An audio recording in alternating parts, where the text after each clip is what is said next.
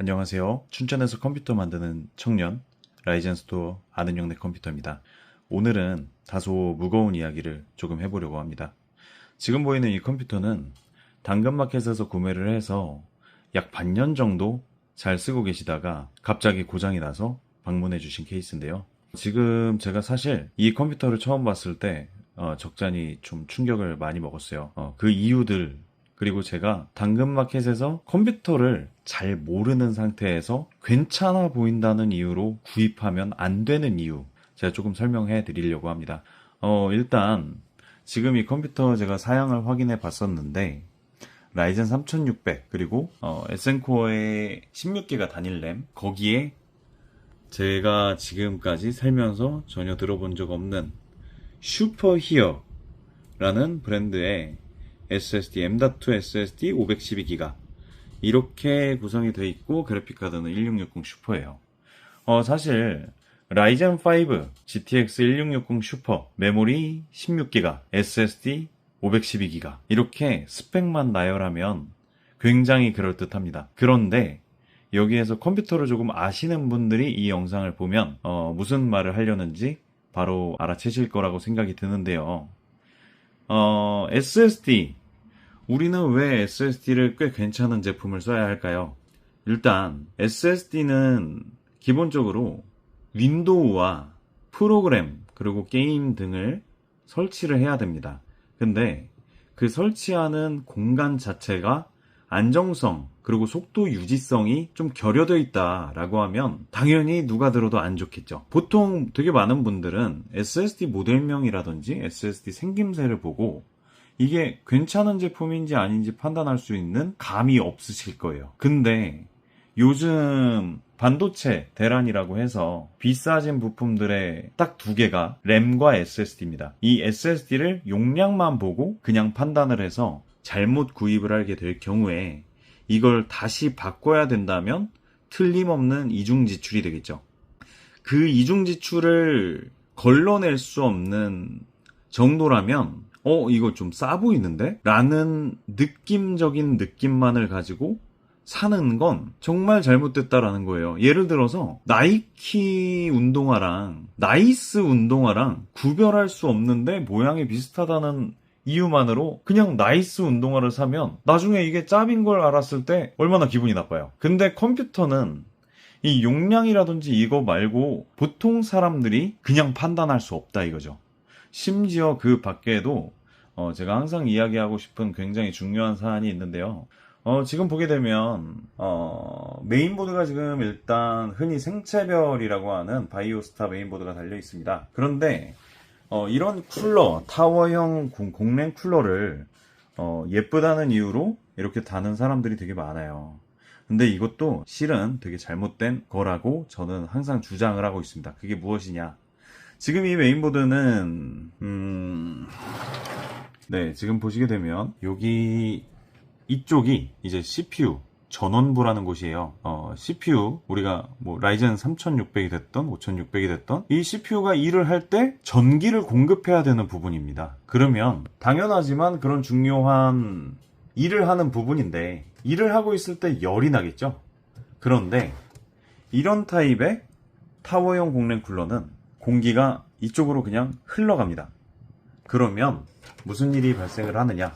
이쪽 전원부를 한 개도 식힐 수가 없어요. 그래서 무슨 일이 발생을 하냐? 결과적으로 CPU 온도는 분명 차가운데 메인보드 전원부는 점점 열이 받아서 결과적으로 CPU 성능을 제대로 못 내는 그런 상황이 발생을 합니다. 그렇기 때문에 이런 타워형 공랭 쿨러가 튜닝 용품인 것이고요. 보통 지금 좀 많이 더럽기는 한데 일반적으로 우리가 정품 쿨러다라고 하면 이런 모양새의 쿨러를 떠올리잖아요.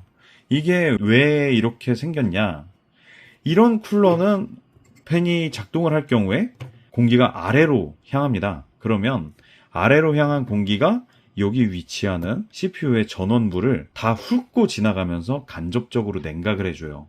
근데 이런 쿨러는 그 기능이 없습니다. 그래서 정품 쿨러의 형태가 이렇게 생긴 거예요. 메인보드에 돈을 많이 쓰지 않았다라고 하면 정품 쿨러를 써야 되는 게 맞는 거예요. CPU 온도가 높아지는 게 불안하다. 생각보다 그렇게 신경 쓰지 않아도 됩니다. 왜 그러냐? 당연하게도 정품 쿨러를 같이 동봉을 해주는데 그 동봉해주는 거에 테스트가 다 되지 않았으면 동봉하지 않겠죠. 그래서 CPU 쿨러, 이렇게 생긴 CPU 쿨러가 성능이 더 좋다고 하더라도 이런 타입의 쿨러를 저가형 메인보드에서는 쓰면 안 됩니다. 근데 전반적으로 이렇게 봤을 때 이렇게 컴퓨터 보면 되게 예쁘죠? 그럴싸해 보이고. 이걸 업자분들도 아는 거예요. 업자분들도 알아서 딱 이런 모양새로 세팅을 하는 겁니다. 보통 사람들이 조금 좋아 보이는 컴퓨터를 봤다. 어디 PC방 갔는데 되게 멋있더라. 하는 컴퓨터들이 이런 모양새인 거를 그 업자분들도 아는 거예요. 그래서 이런 거에 절대로 속으시면 안 됩니다. 그리고 지금 현재는 당근마켓에 전국적으로 업자분들이 되게 많이 포진돼 있어요. 그분들이 똑같은 물건을 이제 용산 같은 곳에서 중고 부품들을 매입을 해서 대량으로 뿌리는 역할을 하고 있어요. 뭐 좀 오해가 좀 생길 수 있지만 어떻게 보면 총책이라고 할 수 있고, 각 지역별로 GPS 데이터를 따서 그 지역에서 인증을 받은 다음에 그 지역에서의 물건인 것처럼 하고 판매를 하거든요. 일반적인 소비자분들은 전혀 알아챌 수가 없어요. 심지어 이거는 제 추정이긴 합니다만 이 제품 진짜 저도 단 한 번도 본 적이 없거든요. 예, 이거는 진짜 어쩌면이긴 한데 KC 인증조차 없는 그냥 불법으로 유통되고 있는 물건일 가능성조차도 있어요. AS도 없는 SSD 512기가 제품이 고장나서 똑같은 좀 쓸만한 D램이 있는 SSD로 교체를 한다 라고 하면 뭐 OS 설치비부터 해서 이런저런 비용 다 포함하면 20만원 돈 그냥 뚝딱 날아가는 거예요. 요런 거 컴퓨터 본체 뭐 50만원대다 60만원대다 그럴싸해 보인다 라고 생각해서 구매를 했다는 이유로 20만원 플러스 알파에 추가적인 비용이 더 들어간다라고 하면 과연 그래도 이런 컴퓨터 구매하실 수 있으실까요? 자, 그러면 일단 이 컴퓨터는 메인보드 고장으로 제가 최종 진단을 내렸기 때문에 사실 AM4 플랫폼에 라이젠 3600을 그대로 쓰실 거라고 했기 때문에 더 이상의 좀 과한 지출은 의미 없다고 저는 판단을 했거든요. 그래서 애즐하게 보급형 A520 메인보드를 사용하기로 했습니다. 그래서 그렇게 교체를 후딱 해보고, 그리고 쿨러도 저는 같은 이유로 메인보드 전원부 FET 소자의 열화를 막기 위해서 정품 쿨러로 교체를 할 생각입니다. 그리고 저희 아이언컴은 이런 경우에 정품 쿨러 비용을 받지 않아요. 왜 그러냐? 많은 컴퓨터 관련 종사하시는 분들도 다 아실 거라고 생각하는데 컴퓨터 매장들에는 정품 쿨러가 보통 남아돕니다. 예, 안 그래도 계속 쌓이다 못해 이걸 어떻게 처리해야 되는지 몰라서 저도 다 분해를 해서 막 알루미늄으로 판매를 해보려고 고물상에 들고 간 적도 있었고요.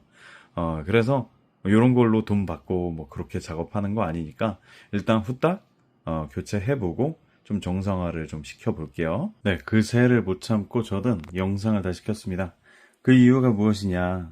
저는 이 SSD의 D램 리스 제품과 D램 있는 제품 나름대로 좀 구별하기 쉬운 방법을 좀 알려드릴까 하는데요. 지금 제가 만지고 있는 부분 있죠? 이 부분에는 보통 SSD의 컨트롤러가 들어갑니다. 그리고 통상적으로 지금 제가 손 사이, 이거 다른 뜻 있는 손 모양 아니에요. 이 손 사이쯤에 또 네모난 작은 칩이 들어가 있는 제품, 그런 제품은 그쪽에 보통 D램이 들어가 있는 경우가 많아요. 그런 경우가 많아서 이쪽 어딘가에 또 다른 칩이 있고, 그리고 지금 보면 낸드 플래시 메모리는 여기 칩 하나가 들어가 있는 타입입니다.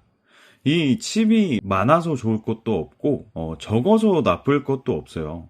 그거는 칩 하나당 몇 기가를 담당을 하냐, 이 제품마다 조금 다른 느낌이라서 그런데 확실한 건 이쪽에 작은 칩 하나가 더 있냐, 를 가지고 조금 더 좀 간편하게 D램이 있는 SSD를 구별할 수 있습니다.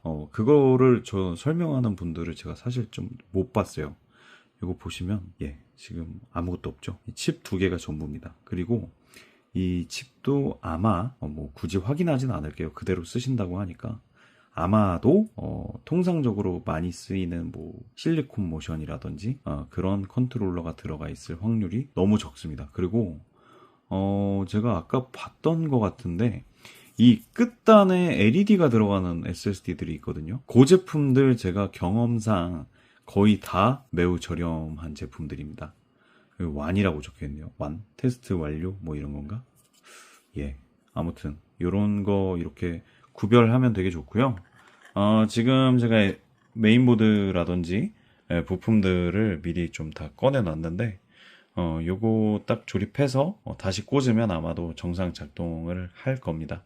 후딱 조립 다 하고 다시 영상 켜볼게요. 네, 메인보드 교체 작업을 마무리했습니다. 사실 그 사이에 무슨 일이 좀 있었어요. 일단 손님도 되게 많이 오셨고 그 손님들이랑 되게 많이 떠드느라고 목이 좀 많이 쉬었습니다.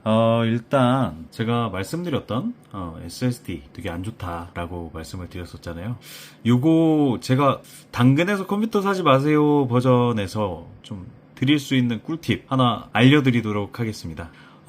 D램리스 SSD가 뭐 혹여나 HMB 기술이 들어가 있다고 하더라도 D램 있는 SSD보다 안정성이 좋을 리가 없어요. 그럴 때 어떻게 하면 그나마 조금이라도 안정성이 확보가 되냐? 컴퓨터 관리, 제어판에서 컴퓨터 관리에 들어가서 디스크 관리에 들어간 다음에 지금 보이는 것처럼 약간의 용량을 일부러 할당되지 않은 공간으로 바꿔주세요. 이렇게 하면 오버 프로비저닝이라고 하는 기술이 있어요. 줄여서 OP라고 하는데 흔히 SSD를 꽉 채웠으면 좋지 않다라는 되게 많은 분들이 알고 계신 상식이 있잖아요. 그걸 원천적으로 해버리는 겁니다. 그래서 SLC 캐싱이라든지 그런 식으로 지금 제가 비워놓은 10기가를 사용할 수 있게 돼요. 이렇게 하면 안 그래도 부족한 어차피 언젠가 죽을 SSD지만 뭐 그렇게 길지 않더라도 조금이라도 안정성을 확보할 수 있습니다. 저는 출고하기 전에 잠시 메모리 테스트를 돌리고 있습니다. 뭐 클레버 16기가 램이 들어가 있긴 한데 어쨌든 조금이라도 이상한 부분을 찾아두면 좋으니까요. 그리고 앞서 말씀드렸던 것처럼 당근에서 개인인 척하는 업자분들이 원체 많고 그분들은 소비자들이 어떤 부분을 매력적으로 느끼는지 너무 잘 알기 때문에 겉보기에 좋은 컴퓨터 정말 잘 만드십니다. 그래서 그런 부분에 속지 않았으면 좋겠고 이 영상을 보셨다면 꼭 그 부분을 유의해서 보다 좋은 컴퓨터를 다들 사용하셨으면 좋겠습니다. 오늘 영상 여기서 마치겠습니다. 나름대로 영상 속에 꿀팁 두세 가지 숨겨놨으니까 많은 분들이 도움됐으면 좋겠고 구독과 좋아요는 아는 영내 연구소에 큰 힘이 됩니다. 고맙습니다.